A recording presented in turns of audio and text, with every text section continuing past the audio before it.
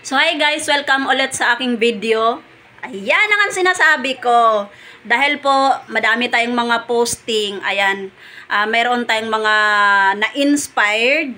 So sa mga na-inspired guys is natutuwa sila, ayan, nagkomento. So linawin ko lang po na kung na-inspired ko man kayo, matutuwa ba ako? Dapat ba akong matuwa? Kasi nakakalungkot isipin guys, dahil kapag may na-inspired tayong tao, ibig sabihin na maaari natin silang ma-impluwensyahan.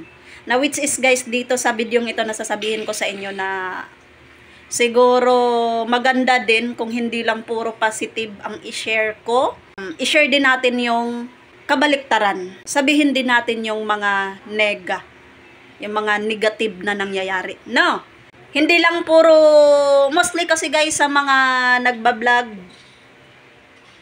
madaming na-inspired dahil puro lang good yung mga sinasabi, yung mga sinishare, mga ganun.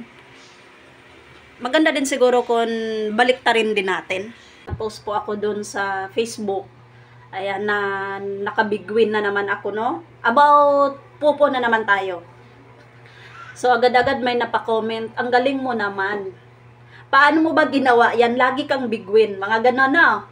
Pero, guys, sabihin ko sa inyo, hindi rin lagi akong panalo.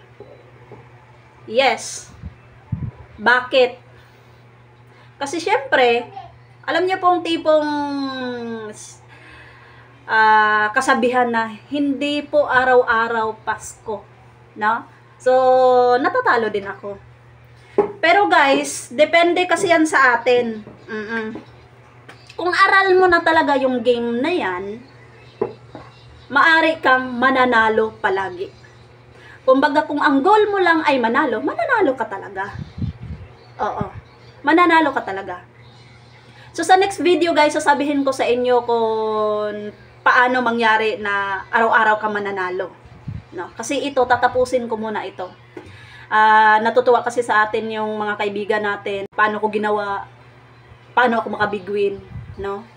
Nakasystem na talaga yan sila guys. Pero base sa observation ko guys, si Pupo Apps, nakatulong talaga siya. Nakakatulong, malaking tulong para sa mga nagpupo user. Malaking tulong talaga. Hindi ka maglalaro, makaka-withdraw ka eh. Earnings app siya eh. Legit na makaka-withdraw. Depende na lang sa pagtsatsaga at pagsisipag natin. Totoo po yan.